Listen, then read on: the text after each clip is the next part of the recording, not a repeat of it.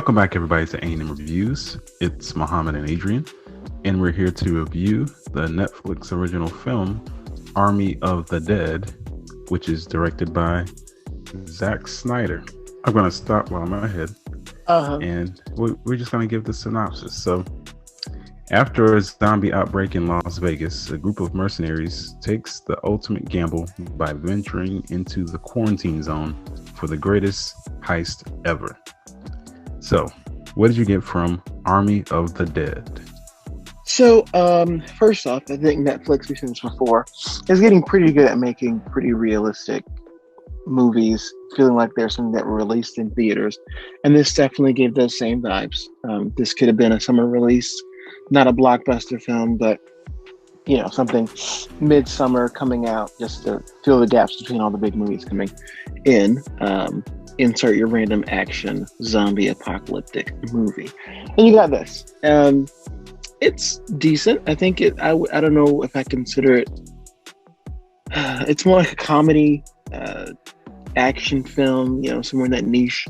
I think it was pretty good. I think the longer it went on, the more disinterested I became, just because of how the story was being told.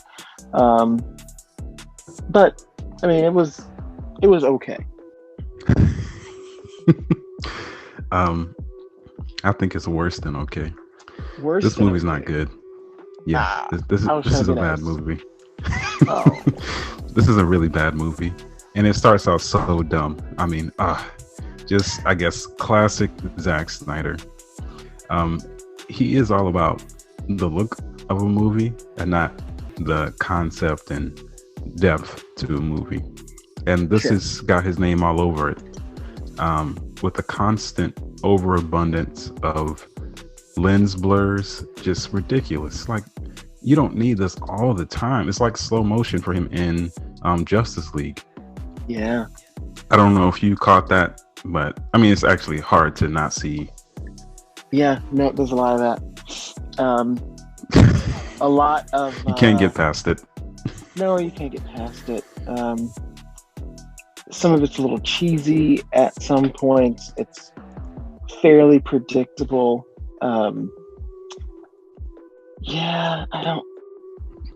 of the stuff, like it was on the editing floor of Blade and I Am Legend. It just didn't make it into the film back then because it was a dumb idea.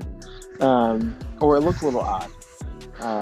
Like the zombie tiger. I thought that was an interesting add-in that probably wasn't necessary, but it brought more questions than answers. It just contained how have no birds gotten it and flown over the wall. It just doesn't make any sense. It doesn't make any sense. And then setting it in Las Vegas, ultimate cheesy move. Right? I mean, I know we usually do the New York, Los Angeles, type thing. San Francisco maybe, but this could have been a no-name town. And maybe it would have been better. But putting it in the cheesy Las Vegas... Not with him directing. You're right, not with him directing. And the soundtrack and... it just... Yeah. Classic Zack. I mean, he's all about style. And there's plenty of style here. I think he likes to overuse a certain thing, and it just brings the movie down with that lens blur. I guess I didn't really mind the location. I had no problem with that being in Las Vegas. It's just it reminded me of a little bit of a Suicide Squad, the introduction.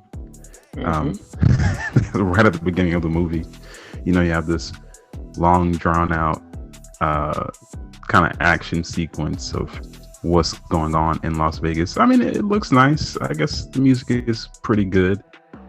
But it all really leads to nothing. A lot of these characters I don't really care about. I barely know their names. And, things happen to them and everybody around them. So it has a very long running time. It does. 2 hours and 28 minutes. And it really doesn't need that. do I need to fast forward through some of this? Because it was just like, why is this so long? And the ending is so drawn out. It's like, I know what's gonna happen. Just stop it. Just stop it. Yeah. I think a lot of people actually kind of like this movie, and I see why they can kind of like it. They just turn their brain off and just look at the zombies just attacking people. But this movie is devoid of a lot of logic, especially in the beginning. So stupid. It just threw me off right from the beginning, and it just wasn't a good start to the movie, and I kind of got a little disinterested, but I still ended up watching it. Some of these characters really didn't need to exist, like the guy in the who did the safe cracking, and his whole demeanor, his voice, his characterization wasn't necessary for comedic relief. I feel like it was a very weak attempt. And I thought Batista's At first, was... but before you move on from that guy, at first I thought it might have been Logan Paul just from looking at him at first. But I was like, oh, okay, no, that's not him. They kind of got the same hairstyle.